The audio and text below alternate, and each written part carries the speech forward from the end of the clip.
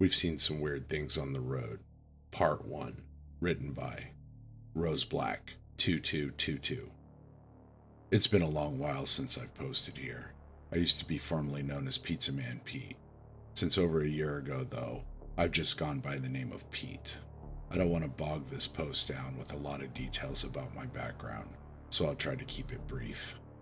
I and my friends, Carl and Nick, come from a town where there are, let's just say, unusual problems. To summarize them, we had to deal with a variety of hostile cryptids and people who, after being missing for a while, returned hostile. If anyone wants more information regarding my experiences with that, they can go through my old posts, which I'll link here. In the last one, I mentioned that Carl was supposed to be taking us to a friend of his. This has been successful with a lot of difficulties preceding it. I'll pick up where I left off with my previous update. "Pete," Nick whispered after shaking me awake. That night it was his turn to keep watch. "What is it?" I grumbled, too tired to open my eyes fully. "They found us." Those words may have well been a cold splash of water. Upon hearing them, all the tiredness I felt left me. "Are you sure?" "Yeah, I was getting something from the snack machine, and I saw two of them talking to the owner. I don't know what they said to him, but he looked pretty shaken up by it. Anyway, we're gonna need to get moving. They'll be at our door any second." I hopped out of bed on my good leg. Nick turned his attention to wake up Carl, who turned out to already be awake and quickly packing his things. "When did?" Nick asked him. "I heard you talking to Pete." I never knew Carl had such strong hearing. We didn't have time to dwell on that. I grabbed my crutches and Nick put one of the chairs under the handle of the door to make it difficult to open. Shortly after, we heard pounding on it and demands for us to unlock it. Once everything was packed, we headed to the window. Since it didn't open, Carl had to smash through it using one of the other chairs. "Watch the glass," he warned, tossing the chair aside. We went to his car that he made sure and park at the nearest space to our room. He was backing out when some agents got to the window. One of them cursed at us and drew his gun, firing it about 4 times. He only managed to hit one of the back doors. Then we sped out of the parking lot and down the road. "Oh, that was way too close," I said, looking through the back windshield to make sure we weren't being followed.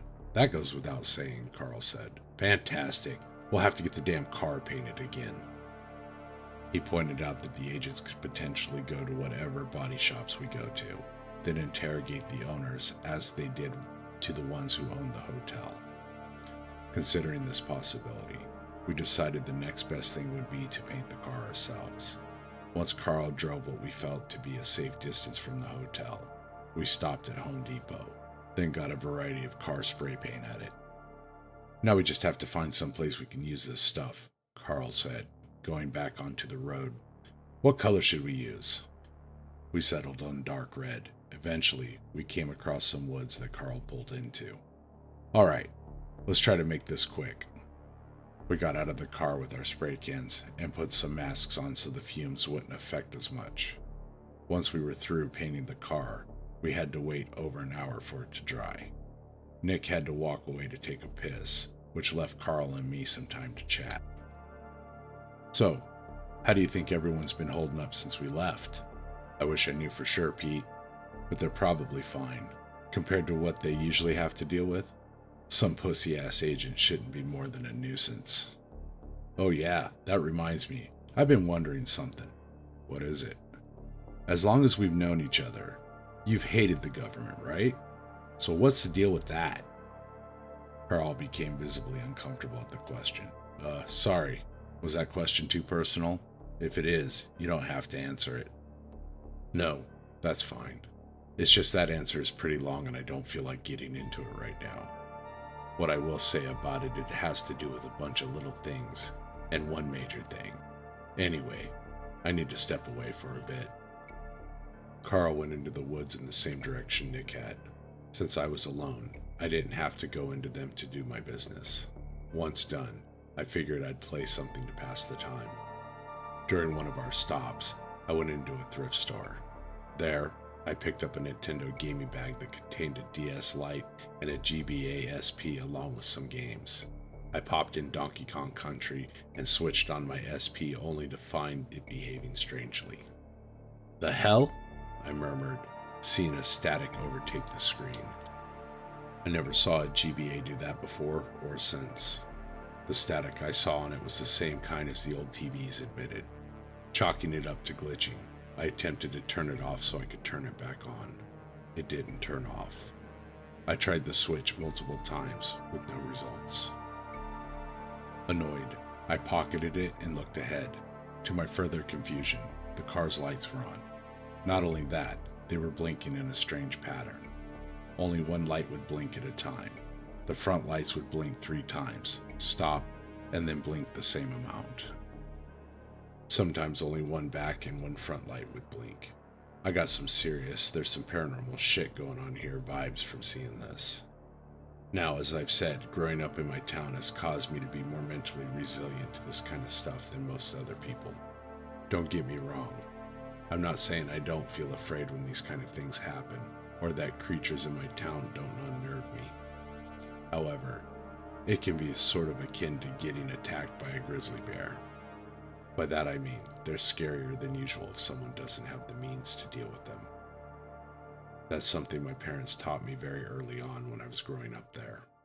Above all else, they put a lot of emphasis on not letting panic dictate decisions. I've tried to do my best to heed their advice. I am only human though, and I have the occasional slip-ups. One of the old posts showed that my injured leg was the result of me being careless. One good thing I can say about the incident is that it made me more cautious and tolerant to pain. Enough of that though. I was about to call out for Carl and Nick when I felt the SP vibrate. That's another thing I'm almost certain they can't usually do. Actually, that isn't entirely accurate. It's more like it pulsed. I took it back out, flipped it open. Instead of static on the screen, I saw a beating heart. "What the fuck?" I whispered. Not only was it pulsing, but the SP felt fleshy. I suspected if I closed my eyes, I wouldn't have been able to tell the difference between an actual heart and it. Suddenly, I could feel in my head. I clutched my head, falling forward from the tree I'd been leaning on. The agonizing pain altered from my head to my chest, back and forth until I finally passed out from it. "Pete," Carl had whispered, shaking me awake. I slowly opened my eyes and became even more unnerved when I saw the panic in his eyes. Nick was with him and appeared to be just as spooked. "What happened, you guys?" "We'll explain later," Carl said as he and Nick were helping me up. "Right now we have to get back to the car." "But we've only been out there for like 10 minutes, I pointed out as we were heading back towards it. "That's not enough time for it to..." His car was completely dry. "How?" I wondered out loud. Carl and Nick said nothing. We got in.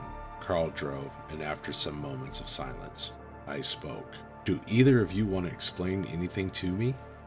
"First explain what happened to you," Carl said, making eye contact with me in the mirror. I gave a brief recount of my experience. When I finished it, their expressions were grim. "Did something like that happen to you guys?" "Something attacked me," Nick answered in a hoarse voice. "What?" I said, sitting up. "And why do you sound like that?" He said that what attacked him did so as he was walking back in the direction he came in. Some kind of brown tendrils came out of the ground and trees wrapped around him. They felt so wrong. I thought they were wooden, but they felt slimy. He pulled down the collar of his shirt, revealing purple marks around his neck. "Christ," I said, "they did that to you?" Before that, I was going to say that our experiences were the results of spray paint causing us all to hallucinate. After all, even with masks on, we were around it for a long time. Not to mention, just because we're used to supernatural stuff happening, doesn't mean events don't have a perfectly logical explanation. Upon seeing those bruises, however, I knew that they were true. Yeah, I got lucky though. I managed to yell out before they started choking me. If I hadn't been able to, Carl probably wouldn't have heard me. Thanks, by the way. At that, he added to the conversation. "No problem, Nick. That was freaky as hell, though. Wait, Did you guys see what the tentacles were attached to? Kind of. After I cut Nick free, we heard something big growl at us deeper in the woods. We couldn't make it out because of all the trees. That's for the best, though. It hurt to look at it. What do you mean? It's like our brains couldn't make sense of it. The only parts of its face we saw were its eyes. It had at least a dozen of them, all different shapes and sizes. It tried to grab us again, but we escaped before it could. I slumped back in the seat and groaned. I thought leaving town would at least give us a break from this kind of shit. Well, you know what they say, Pete. Certain kinds of problems tend to follow you around. Apparently. Why is this happening now, though? I wish I knew, but let's be thankful it didn't kill any of us. Yeah, true. But what do you think it was trying to do to me? Can't say for sure. Maybe it was trying to get inside your head or something. Anyway, I think it'd be for the best if we talk about something else. I'll leave it off here for now. I'm pretty busy usually, so I'll have to continue this next week. Wow, what a great start to a series. Thank you for taking this journey with us tonight. If you're enjoying my content, like, comment, and subscribe. You would be helping me out tremendously. And until next time, remember, when staring into the abyss is staring into you. Good night.